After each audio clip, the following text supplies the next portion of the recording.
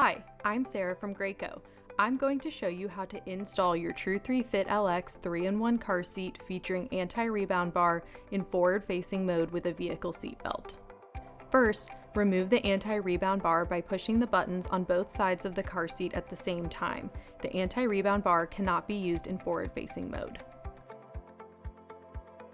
Next, remove the infant supports, including the head and body supports, and store them away.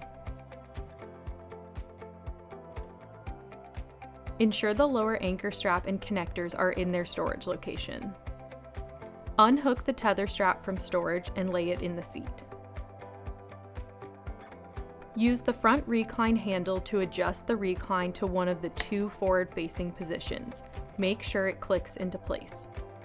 Place the car seat forward-facing in your vehicle.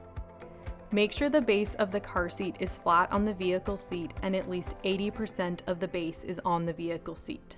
Open the belt lockoff by holding the upper red latch in position, then flip down the lower gray tab. Release the upper latch. Route the seatbelt through the forward-facing belt path marked with an orange label, making sure it is under the belt lockoff, lies flat, and isn't twisted.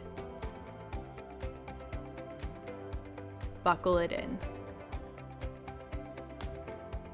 To tighten the vehicle seatbelt, place your hand on the center of the seat and pull on the shoulder belt while feeding the slack back into the retractor. Close the belt lockoff on top of the seatbelt. Extend the tether by lifting up on the tether lock and attach.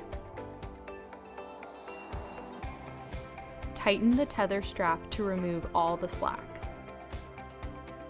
Test for tightness. Place your hands at the forward-facing belt path and move the seat side to side and front to back. It should not move more than 1 inch.